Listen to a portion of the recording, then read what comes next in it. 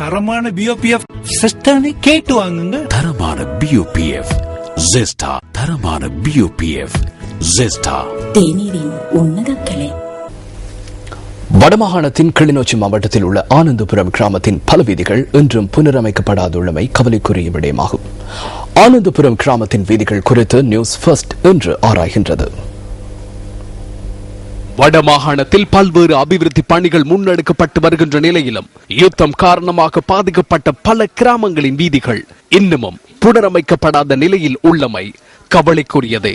வடமாகாணத்தின் கிளிநொச்சி நகரமே இது. கிளிநொச்சி நகரத்தை ஊடர்த்து செல்லும் A9 வீதி மிகவும் அழகாக புனரமைக்கப்பட்டு அண்மையில் திறந்து வைக்கப்பட்டிருந்தது.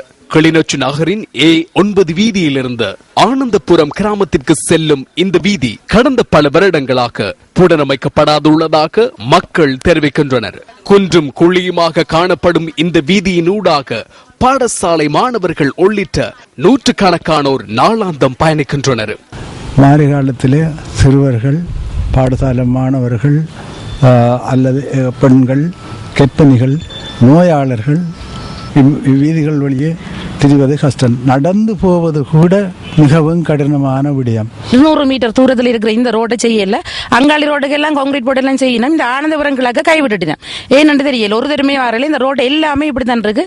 ஆனா எல்லாரையும் விட இந்த ரோடு தான் ஆக மோசமான ரோட்டா இருக்கு. சுமார் 300 குடும்பங்கள் வசித்து வருகின்ற இந்த கிராமத்தில் உள்ள எந்த வசதிகளும் இதுவரையில் புனரமைக்கப்படவில்லை.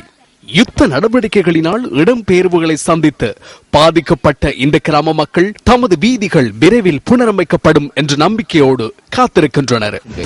நியூஸ் ஃபர்ஸ்ட், உங்கள் வாழ்க்கை, எங்கள் செய்தி.